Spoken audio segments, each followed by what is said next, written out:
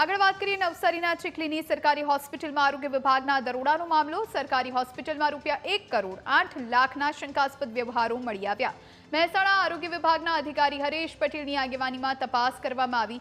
ગાંધીનગર આરોગ્ય વિભાગની એક ટીમ છેલ્લા 5 દિવસથી તપાસ કરી રહી હતી। અગાઉની તપાસમાં 22 લાખ જેટલા શંકાસ્પદ વ્યવહારો સામે આવ્યા હતા।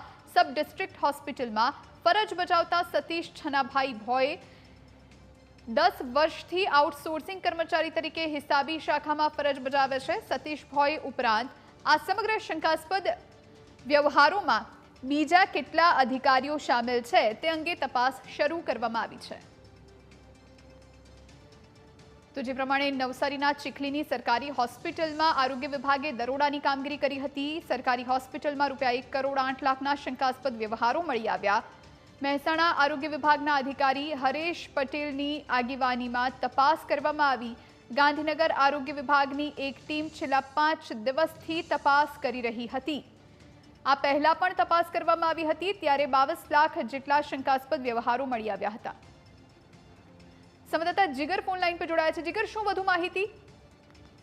જી, વાત કરવામાં આવે તો નવસારી જિલ્લાના ચીખલી ખાતેની સરકારી હોસ્પિટલમાં આરોગ્ય વિભાગની એક ટીમ કે જેની આગેવાની મહેસાણા આરોગ્ય વિભાગના અધિકારી હરેશ પટેલ કરી રહ્યા હતા, એમણે તપાસ શરૂ કરી હતી।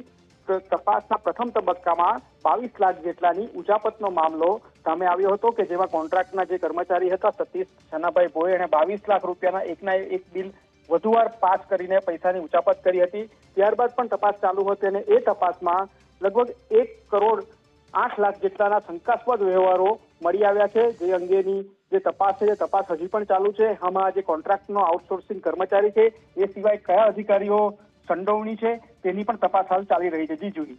જી, આભાર જીગર જાણકારી આપવા માટે।